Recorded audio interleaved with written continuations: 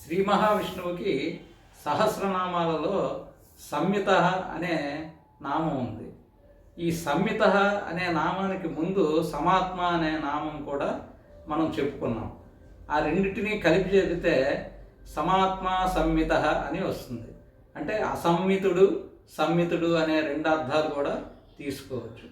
ఇక్కడ సంహితుడు అని అంటే పరిమితి కలవాడు, హద్దులు కలవాడు అని అర్థం.